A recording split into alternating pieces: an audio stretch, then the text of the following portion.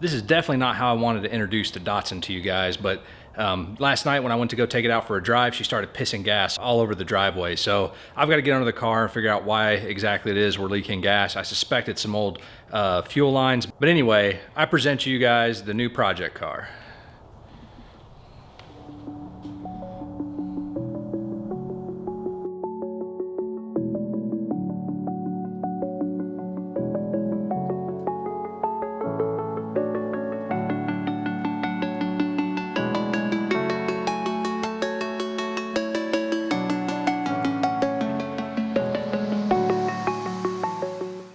So I won't leave you guys hanging like that. I will go over the car real briefly before we get into checking out what's going on with this gas leak. The car is a 1978 Datsun 280Z.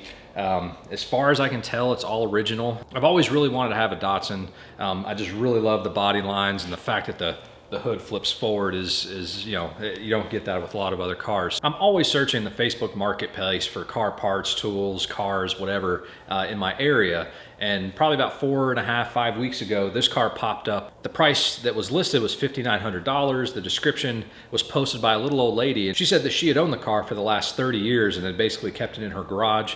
I guess her and her deceased husband were very big gearheads their whole lives, always attending car shows. And so this was actually her car, and she loved the car, but had gotten too old to really be able to drive it. And so she was looking to sell it amongst some other cars that she owned. So after kind of sitting on it for about a week, I followed up with her post, and I asked her if she had any more photos or information about the car. She sent me tons of photos. She sent me some more messages telling me, basically what I just said about how, her and her husband had this car for the last 30 years. After looking at all the information and the photos, I didn't really see any major issues from the photos, and of course I have to just trust her, her word for what she says about the car. But I was able to convince my wife that we needed to go down and take a test drive. So we drove down the car's about 2 hours away from where I live, and took a quick test drive. It was pretty obvious there was going to be some issues that I was going to have to deal with right away. It definitely wasn't leaking gas during that test drive. The car was in really good shape, and so my wife and I decided to make an offer for the car. The lady accepted it, and so fast forward to today, and here we are. Really, it's I'm going to do some maintenance things on it right now, just because I want to be able to drive it. Mechanically, it's mostly fine. I mean, it starts right up. No significant oil leaks. There is a little bit of an automatic transmission fluid that leaks out, and yes, it's an automatic. That's probably the biggest downside of the car, but that's something we can easily swap out. And like I said, the gas leak just kind of started really just yesterday. So that's that. I mean, it's going to be a great project car. I think it's basically all original. I mean, it does look like there's been a little work done on the engine, like some wiring and things like that. The temperature sensor doesn't work. I've already got that on hand, so I can get that replaced. The brakes are absolutely terrible. I believe what little bit of braking power it does have, almost 100% of that comes from the front driver's side brake. It almost has no braking power whatsoever. That 100-mile drive home a few weeks ago was very interesting. So once I got it home, I knew I didn't really want to drive it too much until I knew exactly what was going on with the brakes. And then since then, we've developed this fuel leak since it's been sitting around. So really, that's what I want to do today. I'm hoping it's just some old, cracked, nasty fuel lines that are under there. It does, just from what I've looked under there, it does look like it's coming from around the fuel pump. So I'm going to get the car lifted up and take the wheel off and do some inspecting and see if it is the fuel lines. If it's not the fuel lines that are corroded or rotted, it may be a new fuel pump. It could be any number of things. I'll see if I can get the fuel leak stopped, just from dripping everywhere, and then I'll go ahead and get the parts that I need on order, and then this will just be another project for another day. But I do have a few scraps of fuel line laying around, so I'm going to see if I can go ahead and get this fixed.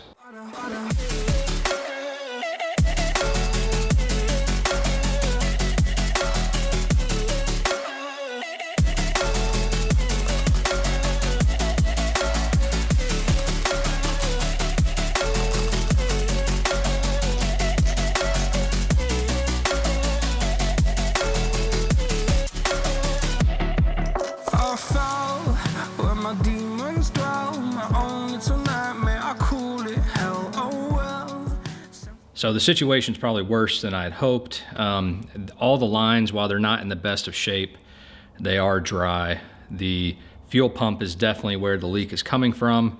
The way it's clamped onto the body, I can't really, without taking it completely out, I'm not sure, but it's definitely coming from around where the fuel pump is clamped down into the car.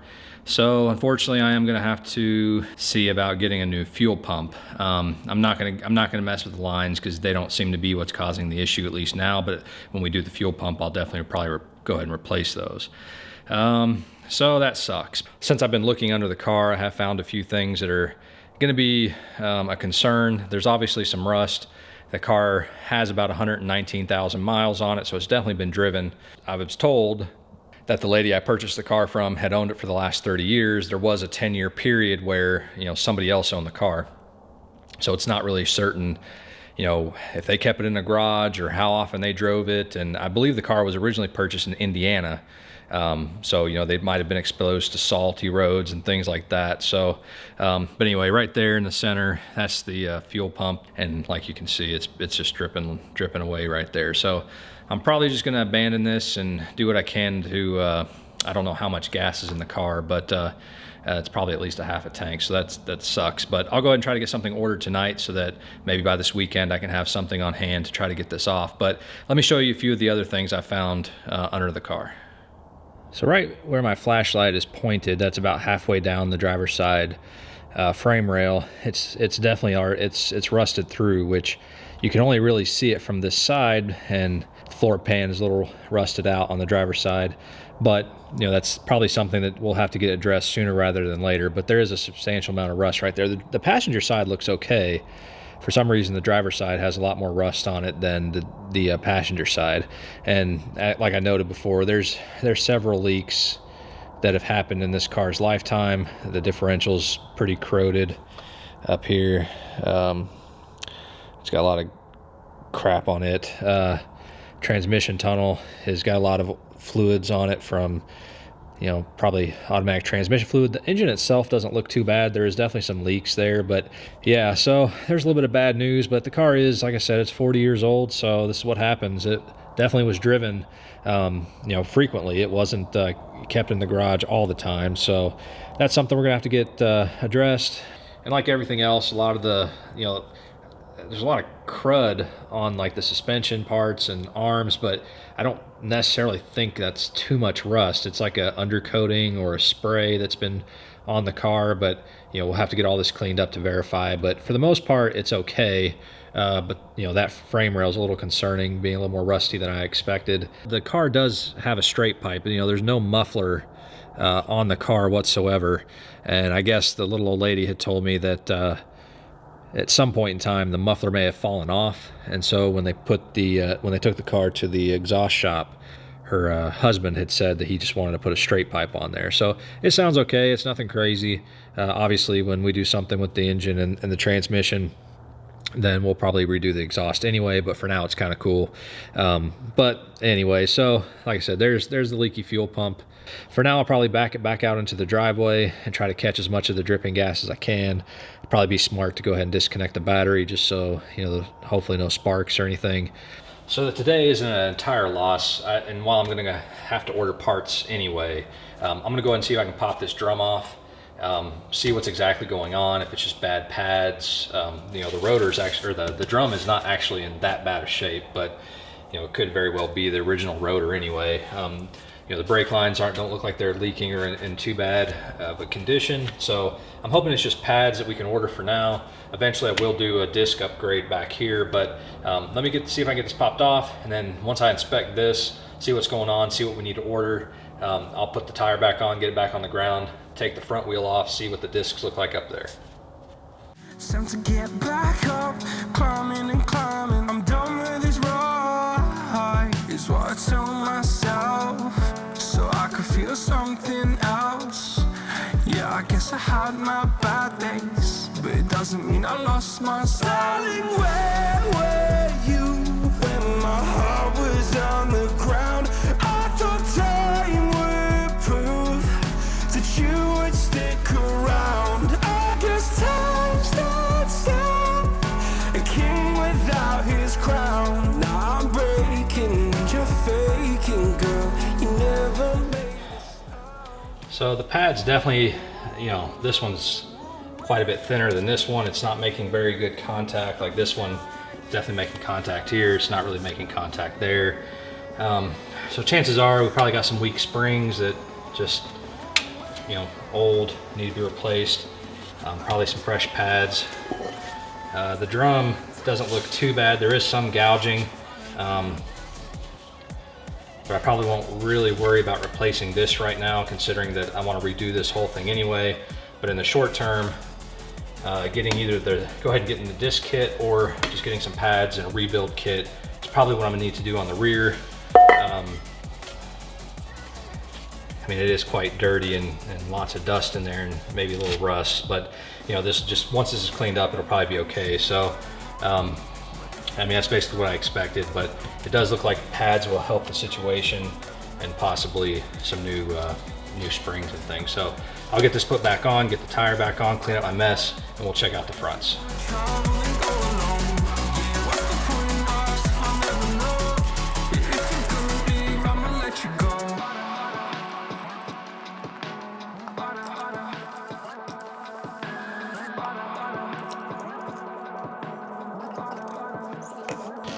Yeah, so when I had noticed that when I tried to turn the wheel, it wouldn't turn at all, and that's why. You have some extremely rusty rotors. Yeah,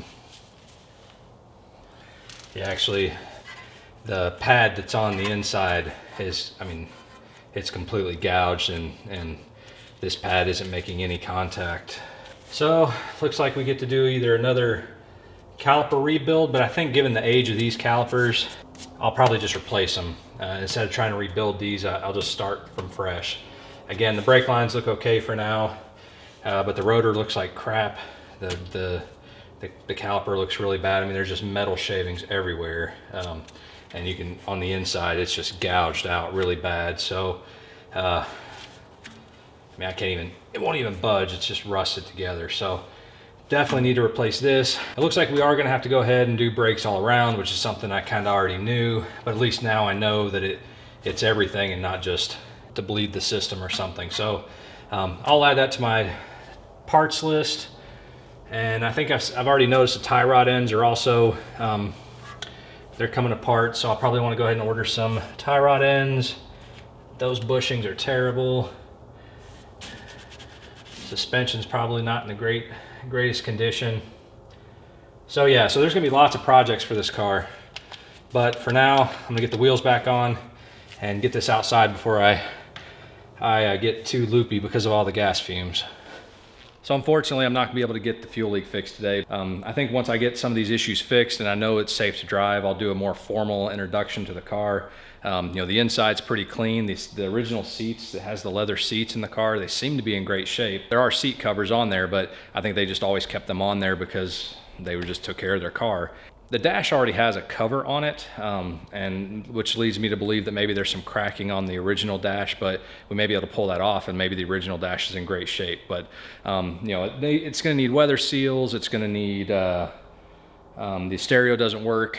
I've got the temperature sensor that I need to get installed. You know, the car definitely gets a waft of exhaust fumes inside the car while you're driving it, but the original AC works. And there's things like that frame rail and the brakes that we're definitely gonna have to get addressed. I hate not making progress, but and I really don't want this gas leaking everywhere. I guess I could have pulled the line and tried to plug it, but that may have just created more issues. So it seems like once the car has not been run for a little while, it does kind of slow down considerably, but as soon as you kick that fuel pump on it, it definitely has a surge of the gas leaking out. Like I said, I'm gonna focus on the RX-7 for now. This is just something that, it was a good opportunity, so I went ahead and got it.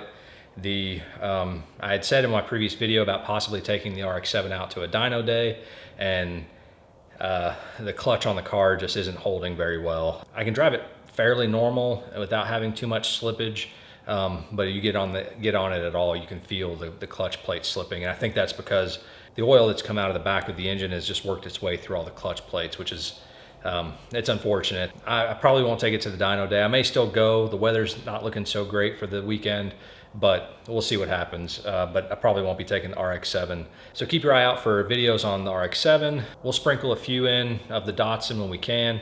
Like I said, I want to definitely address the wheels, tires, suspension, and really the wheels and tires are going to kind of determine what we can do with the suspension and what we're going to be able to do with the brakes.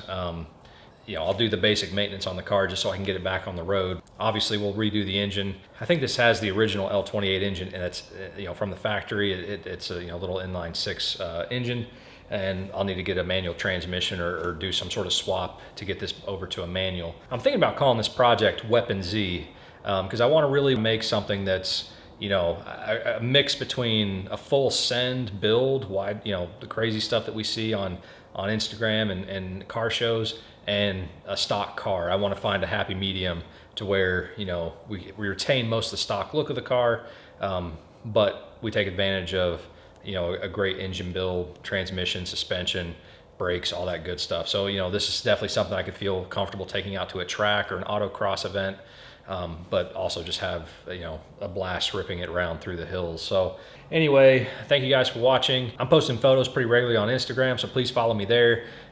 You can check it out on the screen or link down below. And like I said, we'll continue on the RX-7 for the next video.